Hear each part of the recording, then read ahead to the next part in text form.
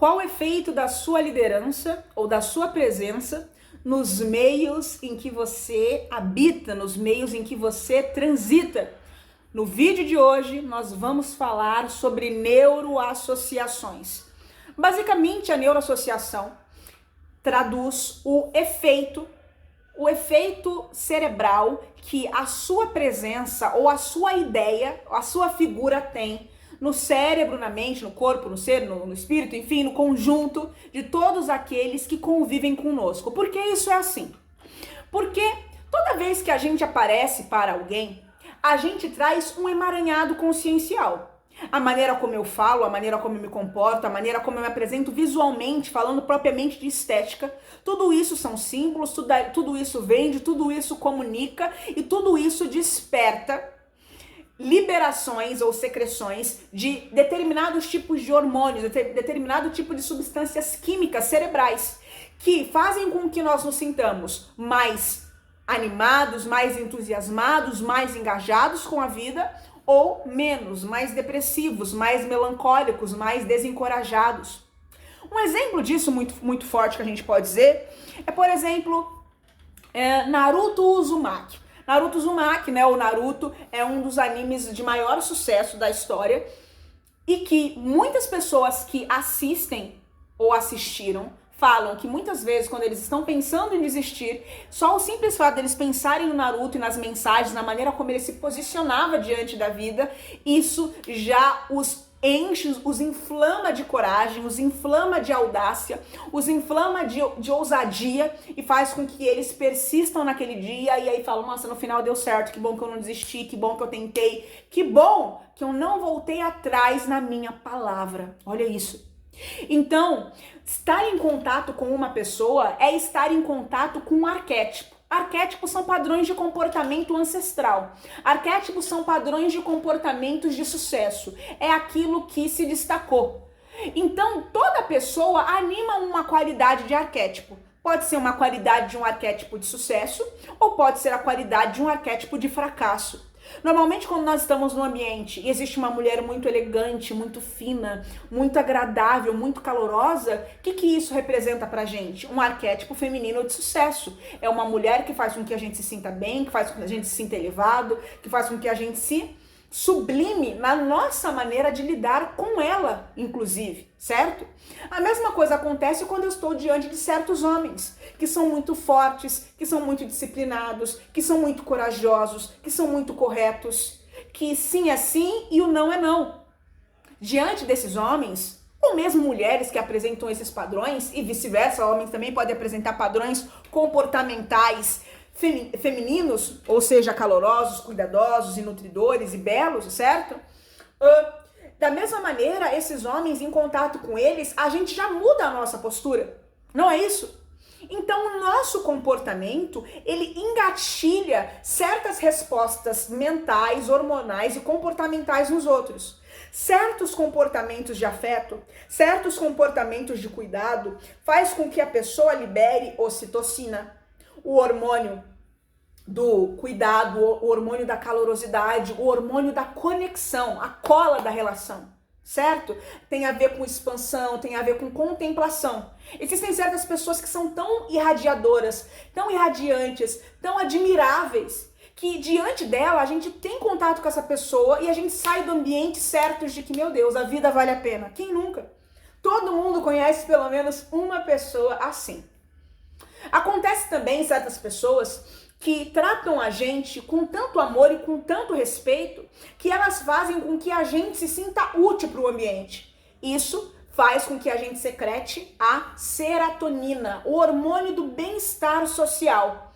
Quanto mais elevados os níveis de serotonina, mais útil e mais importante para o ambiente eu me sinto.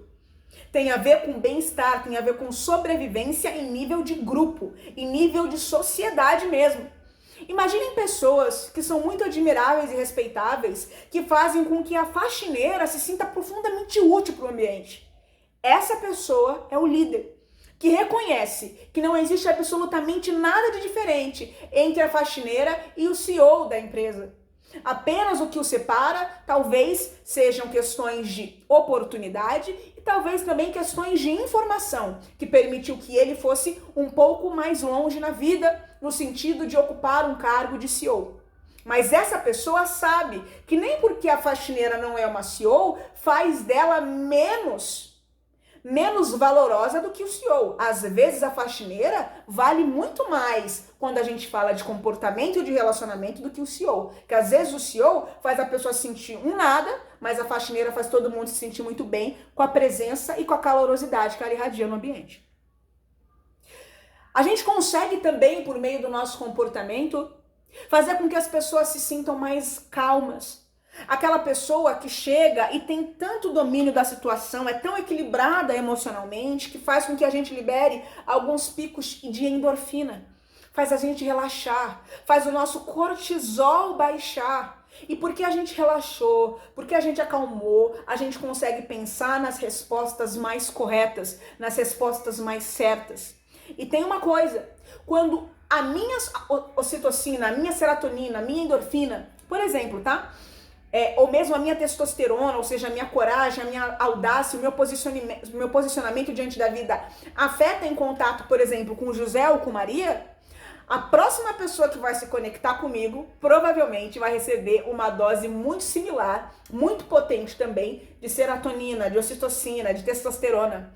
Esse é um efeito em cadeia que acontece, porque estamos todos de fato interligados. Quando a gente fala, por exemplo, falando em nível empresarial, quando a gente fala do clima organizacional, o clima organizacional nada mais é do que uma somatória de padrões psíquicos e emocionais que a gente não vê, mas que a gente sente. A gente sente o desdobramento dos padrões psíquicos e emocionais do coletivo. Só que dentro de uma empresa, dentro de uma casa, quem determina os níveis, quem determina a régua psíquica e emocional são os líderes, são os chefes, ou da organização empresarial ou da casa, pai e mãe. Esse é o efeito da neuroassociação.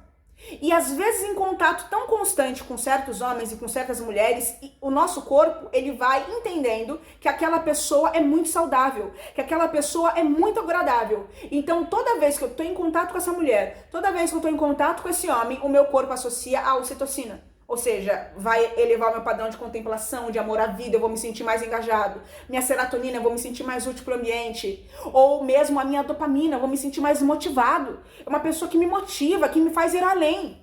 Então eu sempre vou querer estar junto dessa pessoa, e se eu não puder estar junto dessa pessoa, eu vou voltar na conversa com aquela pessoa e vou escutar um áudio que ela me mandou 3 meses atrás. Porque o contato com aquela pessoa, a energia daquela pessoa, engatilha uma série de processos psíquicos, emocionais, neurotransmissores, isso, aquilo, muito profundo dentro de mim. Mas a recíproca é verdadeira. Existem pessoas que são tão amargas, são tão ressentidas, são tão desagradáveis em si mesmo, que o contato com ela já faz a nossa mente associar com noções de um altíssimo nível de cortisol, entende? Ela mina o nosso entusiasmo pela vida. São pessoas amargas, aquelas pessoas que tudo que a gente fala, ela joga uma água em cima do nosso chope, ela sempre estraga a nossa percepção da vida. A gente tem um plano, tem um projeto, a pessoa só contamina. Ela só contamina, é uma pessoa que se torna indesejada. Às vezes não é que você não gosta da pessoa, mas o que a pessoa representa no nível qual ela está hoje, mental e emocional, é totalmente degradante, desagradável, desagregador. A gente sabe que se eu tiver contato com fulano ou com fulana hoje, provavelmente alguma coisa vai dar errado, porque sempre dá. Então a nossa mente começa a associar aquela pessoa a ideias repugnantes, a ideias repulsivas. A gente não quer ter contato com essa pessoa, porque essa pessoa mina o nosso desejo, mina o nosso entusiasmo pela vida. É uma pessoa que faz mal, é uma pessoa que é amarga. E se eu tô amargo, a próxima pessoa que eu tiver contato, provavelmente eu também irei amargar. E assim, num processo de encadeamento em rede, o meu nível psíquico e emocional afeta o seu, e o seu afeta o meu, e o nosso, o dos outros, e dos outros, os nossos. E assim sucessivamente. Muitos líderes de família, muitos líderes de empresa são pessoas que hoje estão animando padrões comportamentais, psíquicos e emocionais altamente degenerativos, altamente adoecedores. O fluxo de vida nas células cerebrais, ele diminui. E isso faz com que a nossa imunidade baixe. Então, se eu tenho contato muito com pessoas desse tipo de mentalidade, a probabilidade de eu viver doente é muito alta. É altíssima. Porque incorre em morte celular, em fragilidade celular. Então, pessoas negativas, elas matam as outras. De fato. Em nível celular. Vai adoecendo você. Vai envelhecendo você. Quantas pessoas relatam que a mãe vivia um relacionamento abusivo com o pai? O filho, graças a Deus, conseguiu se desprender disso e quando volta a ver a mãe depois de 5 anos, 10 anos, a mãe, que às vezes é nova, tem 50 anos de idade, tá com o cabelo todo branco, totalmente envelhecida. O contato com aquela pessoa, com aquele símbolo consciencial negativíssimo, que era no caso o pai, mas poderia ser o contrário também, tá? Incorreu na vida daquela pessoa em morte celular, em diminuição hormonal, altos níveis de cortisol, uma baixa drástica na dopamina, ou seja, baixa vontade de motivação, níveis de ocitocina, contemplação pela vida baixíssima, pelos outros baixíssima, a pessoa querendo se fechar cada vez mais para se proteger, porque não tinha energia para doar pro mundo. Serotonina baixíssima, então a pessoa se sente inferior diante da vida, se sente pequena, porque o outro ou a outra vivia reafirmando que aquela pessoa era inútil, não era boa no que ela fazia. E você? Que tipo de neuroassociação você quer despertar nas pessoas que convivem com você? Será que você, enquanto um líder de empresa, um líder de casa, é um tipo de pessoa que só o simples fato de pensar em você faz com que os níveis de ocitocina, de serotonina, de dopamina e quantas inas a gente poderia mencionar aqui? Será que o contato contigo desperta isso e faz com que a equipe ou que a família performe melhor? Existem mães, existem pais que são tão irradiantes, que são tão motivadores para a prole e para os amigos ao redor, que às vezes o nosso relacionamento está até ruim ou os irmãos estão brigando, mas só o fato de pensar no pai e na mãe, falar, nossa, meu pai e minha mãe se dedicam tanto pela família, o meu irmão isso, meu irmão aquilo, lá, e aí a pessoa, só o fato de pensar, ela fala, não, eu vou agir melhor. Esse é o processo em cadeia do convívio em sociedade. E é assim que um motiva o outro a ser melhor. Sempre existe, isso é inerente a cada um de nós, ou seja, inseparável. Nós sempre somos associados a certas ideias. Sempre. Pode ser que relacionado ao assunto dinheiro você pense em alguém, mas essa pessoa que você pensa, quando você pensa em dinheiro e ser bem sucedido, você pensa no José. Mas pode ser que José não é referência, por exemplo, de conduta na área afetiva. Porque às vezes José, apesar de ser um ótimo com dinheiro, ótimo falando de dinheiro, mas pode ser que José seja um péssimo líder de família. Então, se você vai pensar sobre ser um bom pai, ser um bom marido, você não vai pensar em José, você vai pensar em Antônio para você se inspirar. E por aí vai.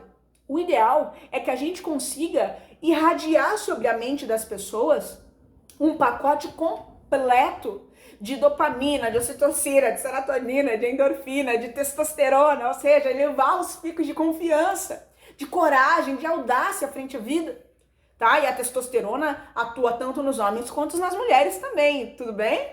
A questão é que os homens são um pouco mais irrigados por ela do que as mulheres. Mas até mesmo quando a gente fala de nível de bem-estar, a testosterona na mulher também ajuda, também motiva, certo? Então, queridos, no vídeo de hoje é para refletir. Que tipo de neuroassociação você desperta nos outros? Será que você está ligado, associado a ideias sublimes e elevadas? Ou será que você está associado, conectado a ideias destrutivas? A ideias repugnantes? A pessoa só de pensar em você se sente mal. Nossa, hoje o fulano vai vir aqui, meu Deus, nossa, e a pessoa já começa a perder vontade de viver, já começa a perder o entusiasmo pela vida. É muito triste isso, não é? Mas tudo isso também está no nosso domínio. Então, pense nisso, reflita sobre isso e se torne um bom exemplo para o mundo ao seu redor. Muito obrigada.